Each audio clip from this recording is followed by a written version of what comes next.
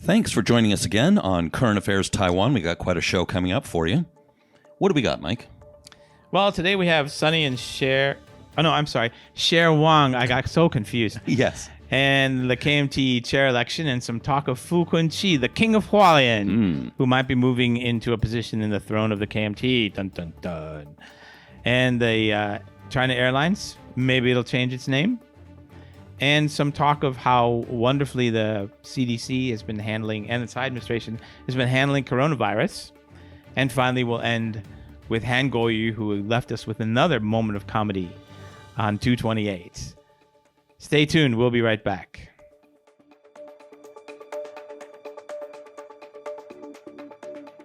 Hi. Welcome to another edition of Current Affairs Taiwan. I'm not Donovan Smith, and this is not Michael Turton. That's right. And now Donovan will be here with a word from our sponsor. This show is sponsored by Tainan Made Jam. This year is the 20th anniversary of this free all-original music festival. This year it is May 1st, 2nd, and 3rd. Check out madejam.com or Tainan Made Jam on Facebook. And I hope to see everyone there. All right. So, what have we got on the show today?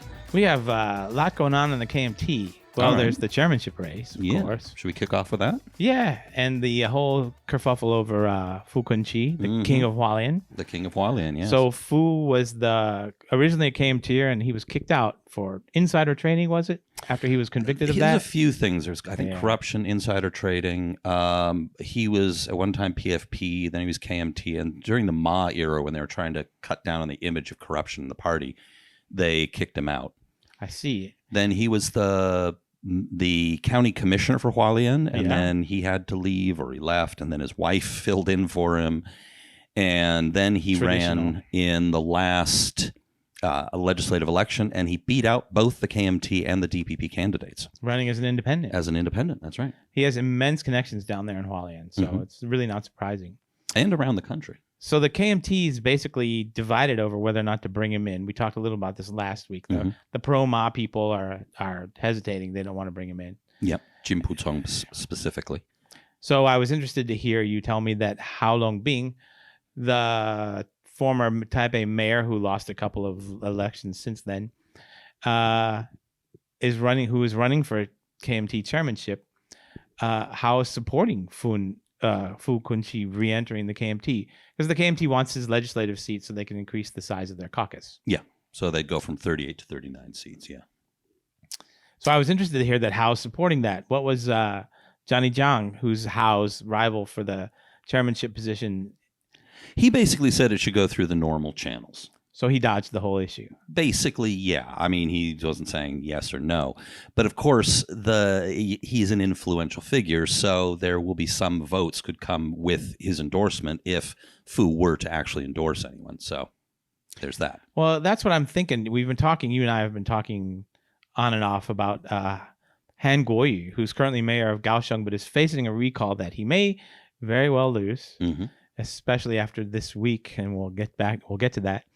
But Han had run for chairman before, and then he had before the election in November, he'd been packing the KMT with his own people. He'd been trying to get them to register as members. You had been telling me about that, which would seem to imply that he's going to run at some point. Right.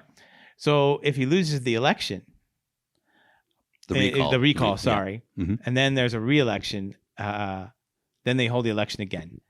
And if he loses the recall, that won't help him run. That won't help him become KMT chairman. But I'm wondering if someone as powerful as Fu Kun-chi, who you were saying he had a lot of support inside the KMT. Yeah, well, that was something I was reading today, and I talked a little bit about it on the Taiwan Report news brief. There was an article. Wait, stop. Taiwan Report. Go ahead. And so it was saying that he has a lot of supporters, possibly as much as a quarter to a third of the party he has some influence over. Now, how accurate that is, I don't know. But one thing I remember about Fu Kun-chi is early on, he was a big supporter of Han Kuo-yu. Yeah, exactly. And he was running around the country supporting Han. And so really what's really interesting here is that he may become a player, possibly in next Saturday's KMT chair by-election. Right. But also there's the issue of the next official chair election for the KMT is next May of 2021. So that's actually maybe the big prize. I think that's, and Fu himself probably cannot become chairman because of his background. Mm-hmm. They won't let him run. Yeah. But Han, I could easily see him supporting Han. Yes. And he could bring a lot of support to Han. Mm-hmm. So, well, 3 of Fu Kun-chi's ex-officials recently were punished for buying off media figures for positive coverage for Fu when he was the county commissioner. So, who knows? Maybe there's a winning strategy there somewhere. if he backs Han. So, I reckon that if Han loses the recall, that makes it really hard for him to run for KMT chair next May. I agree with that, but the KMT is so, look at Hong Xiu-ju. She got blown out in the election, and then she became the chairman. True.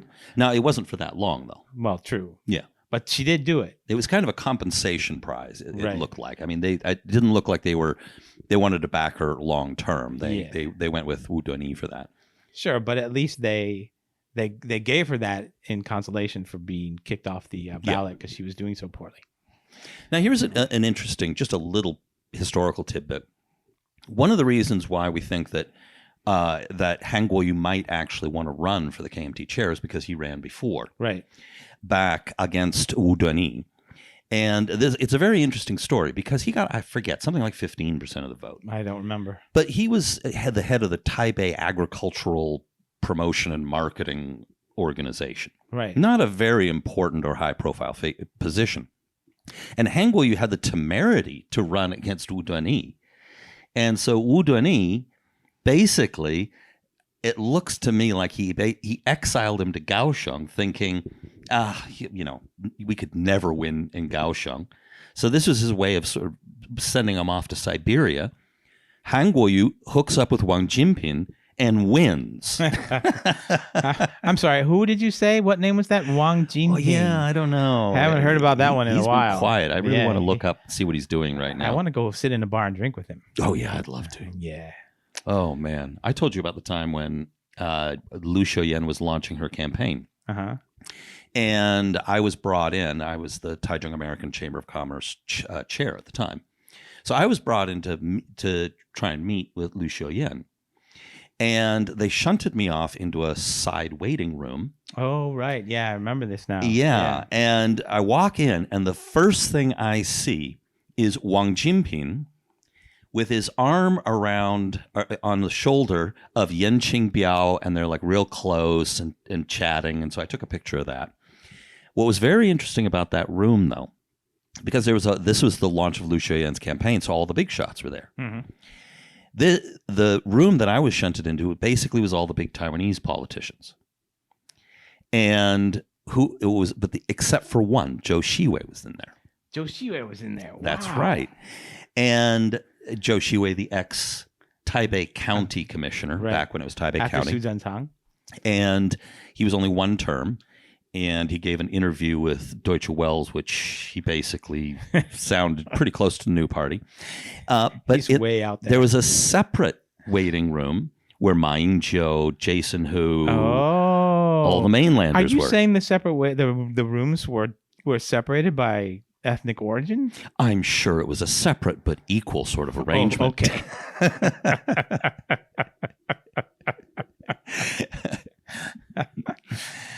So anyway, sorry, this is a tangent here. So anyway, but basically Wang Jinping, Yan Qingbiao were at the time, along with maybe Fu Kun-chi, the most famous factional Pauls. Yeah.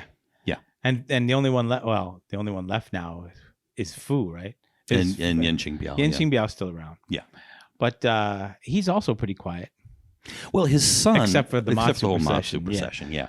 I mean, his son just lost the seat that he used to hold as legislator, right. So that was a bit of a blow to the black faction and Yen's family. But his daughter is still in the city council, and she's the deputy speaker of the Taichung City Council. Okay, and the speaker is a key post in the city council. Yeah, I think that's Red Faction. Yeah, because they determine what gets on the agenda, which in turn determines which dollars go where. Yeah. Yeah. So Anyway, to get back to Fu Kun-chi, what I was thinking was, as we were saying, he's a strong supporter of Han, and I expect if he goes back into the KMT, that will increase Han's chances of becoming the chairman next year, which I can't believe he's going to give that up. Mm-hmm. Yeah, because we know that he wants the position because he already ran once before. Right. So, all right. So, should we talk about Han's gaffes? No, not yet. What I want to do is I sent you. I sparked a little bit of writing on your part, I think, yesterday or today. I sent you a question. I said, what did Han Kuo-yu say? Who is he supporting in the KMT chairman election? Yes, actually, you did. Yeah. That got me thinking. Yeah, because I couldn't remember hearing who was endorsing who. Mm-hmm. So I asked about Ho because he's such a huge figure. He's a Taiwanese politician, Han Kuo-yu, and he's currently the mayor of New Taipei City. Mm-hmm. And he basically did not really get behind Han in the election, except at the end when he had to. Right, when he absolutely had to. Yeah. So he's clean as far as anyone knows. Former national police chief, right? Yeah. And he's doing really well. He's popular, highly rated by the people that he's the mayor of. Yep. So who is he endorsing in the KMT race? Who is anyone endorsing? Is anyone endorsing anyone? That's exactly what I've been wondering, and it was that question which got me thinking. Is that right now as far as I know, the only endorsements that I've seen, Jason Hu, which was a bit of a blow to Johnny Chang because they're fellow Taijungers, but he showed up at Halong Bin's when he registered for his candidacy for KMT chair.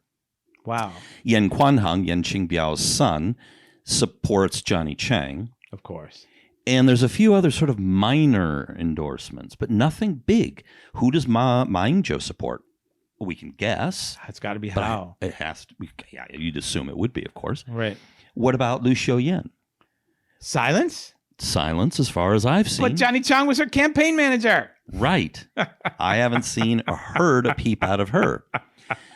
And like you mentioned, Han Kuo-yu. What about Eric Chu? Eric who? What about Wang Jinping? I just haven't seen any. Now we've still got the chair election is next Saturday, so there's still time. So we may see, or Fu Kun-chi for that matter, we may see some endorsements come out, and I'll be watching that very carefully. But here's something interesting, because this is a by-election. Right. There's really only just over a year left in this term. Right. So I'm wondering if a lot of these people are keeping their powder dry because they may want to run next May. Right. That's one possibility. Yeah. You've got to imagine at least Han, maybe Eric Zhu, and some others. So yeah, I mean, if maybe even Ma Ying-jeou. Yes, I know. That's exactly because there was a bunch of potential candidates that people were bandying about for this time. Yeah. And that did include Ma Ying-jeou. Wow. Yeah, Eric Chu again. He ranked fairly highly in the polls. Wayne Chang, Zhang Wanan. He would be unusual. Why? Because we looked in Wikipedia today, and we looked at all the KMT chairmen, and we found out that the youngest one ever was elected. Sorry, maybe some interim ones were younger, but the youngest elected one is Eric Zhu, and he was 54. Right. Followed by Ma Ying-jeou at 55. But come on, Ma Ying-jeou was born 55. He's been 55 since he was 6 years old. A lot of people think he was a really good-looking guy when he was younger. Yeah. I'm just saying. You remember when they'd go out and all the pictures of him jogging in the 90s and when he became Taipei mayor and the he's underwear out there shot, remember that one? Oh, yeah. Yeah. And a lot of people were saying he's a really good-looking guy, and that helped him get votes. I never saw it. I could never imagine how they could say he was good looking. I think he was a fairly good looking guy. He had big eyes and maybe that was the big soft looking eyes. Big ears. Yeah. And he has a fairly kind of strong looking face. Is he single? Oh no, never mind. If you listen to all the terrible rumors, apparently Jim Pucong has already gotten him. There are terrible rumors going around. We won't share them on this show. No, never. So anyway, what's next on our list here? Yes. The China Airlines name change. All right. Why don't we do that after the break?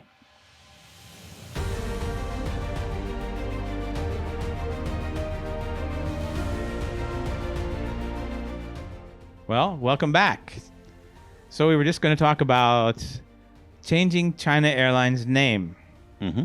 So there's a lot of people talking about it, and there's a petition on change.org. Has a petition on change.org ever changed anything? As far as I know, nothing. No. Okay. But it's a good way to get attention to things. Now, Lin Jialong has been asked about this. Lin is the transportation minister. Mm-hmm. And the transportation ministry is the biggest shareholder. So they obviously have a lot of influence. Now, his answer was that definitely it's worth considering, but he needs to get consensus among society and this kind of thing, which may be just simply punting down the line, or it may mean that he genuinely wants to get some consensus and get some of the key stakeholders, diplomats may be involved, right, and all that. But what are some of the challenges this would face? Well, you know what would happen. What would happen to its ability to land flights in places where, China has in many cases attempted to interfere with Taiwanese airlines getting landing rights in other countries. That's right. Yes. So if we change the name from China Airlines to something else, like Formosa Airlines or Taiwan Airlines, or maybe something, what kind of name would not be politically, challenging and threatening?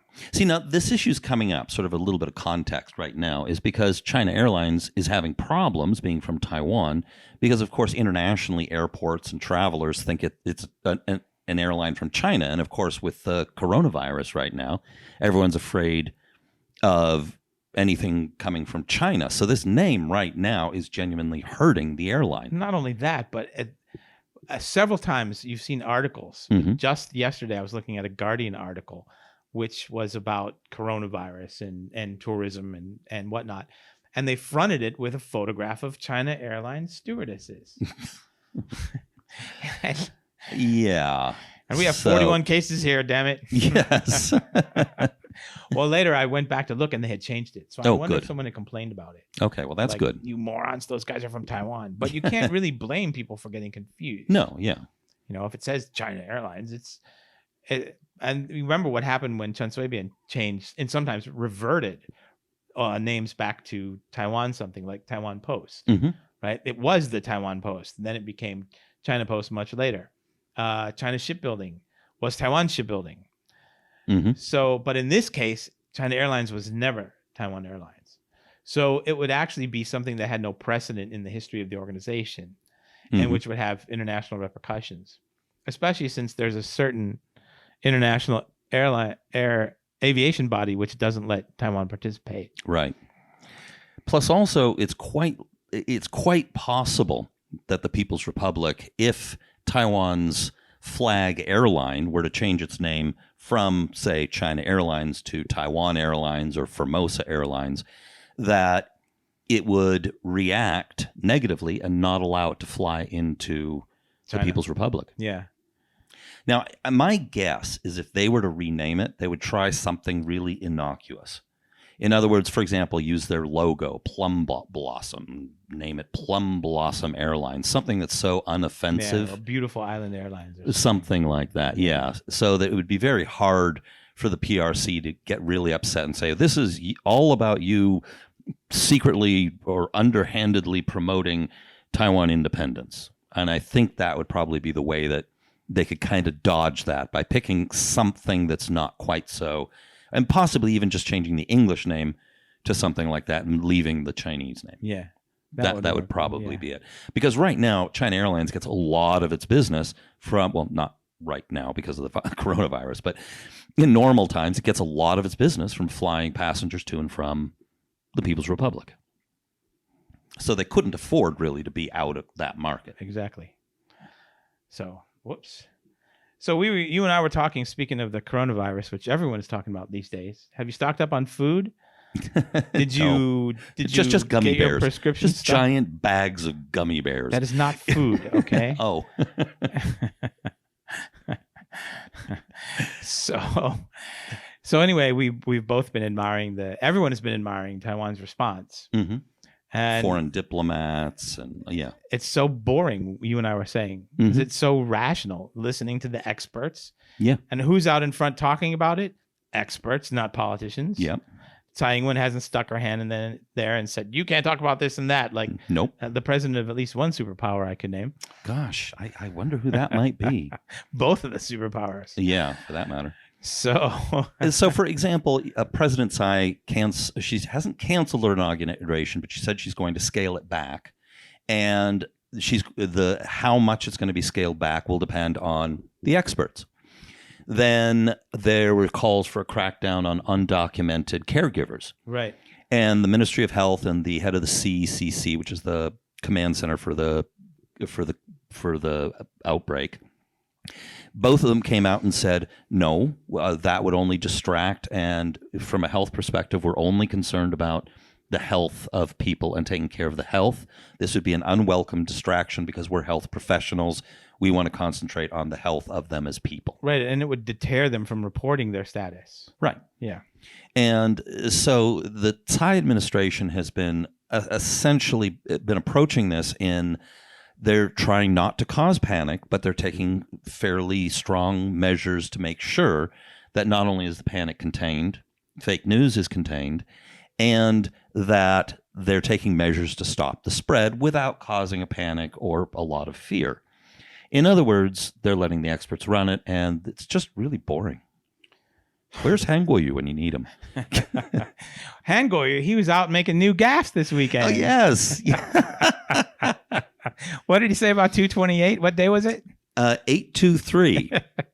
Now, the reason why this is so ridiculous... Well, there's an 8 in both. You can't blame him. Right. And a 2.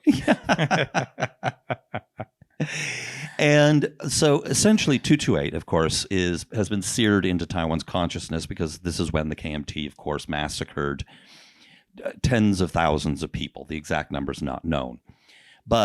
And of course, it wiped out the intelligentsia and left a massive scar in Taiwanese society. And now Han Kuo-yu has a military background from a military family, and he came out and so he's at a memorial for 228 victims, and he instead of saying 228, he says 823. 823. What was 823? That was the second Straits crisis. That's right. In the 1950s. Which, of course, in ROC military lore, this is a date that's very important to strong ROC nationalists in the military. Like Han. When they were being victimized by the communist bandits and they scored a victory against them. But it gets worse. So he confused communists attacking the ROC with the ROC attacking Formosans. Mm-hmm. Okay. And it gets, what could be worse? Well, of course, now honoring the Xie Xuehong. Yeah. Who was a big advocate for women's rights. She was one of the founders of the Taiwan Communist Party. And when 228 happened, she formed the 27 Brigade, which was essentially a militia to fight back after 228 on behalf of Taiwanese against the incoming KMT troops who were launched the major slaughter. He confused her with Wang Xuehong, different surname. Mm-hmm. Her English name is Cher Wang, the co-founder and chair of HTC. And now, why don't you tell them why this is a very tasteless gaffe? Because Cher Wang is a well-known supporter of conservative causes, whereas Xie Xuehong is a communist, who died and supported Taiwan independence to the end of her days, right? Which Wang does not support, right? And it's rather like confusing Rosa Luxemburg with Ann Coulter. Yes. Come on. That's a good comparison. Yes. So, yeah, Cher Wang came out against, she funded anti-marriage equality movements that backed Han strongly in the last presidential campaign. So, obviously, she would be somebody who would be on Han's mind. Well, I think on that happy note of confusion, we should end today's show. Okay. All right. See you next week for another episode of Current Affairs Taiwan. And be sure, of course, to check us out on report.tw.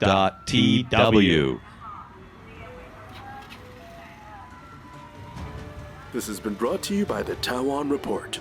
For more content like this, become our patron at report.tw.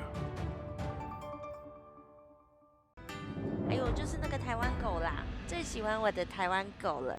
Hello, ladies and gentlemen. Hello. It'll be a wonderful show. Today's show is on the aging society. There's a penguin on the telly. One escapee from Jason Who's Zoo, huh? I call that at ICRT the Penguin Pavilion because there's Penguin no Pavilion. official English name, right? Right. I like it. Sean, that's a white paper. Donovan has surrendered to you. I'm here to negotiate terms.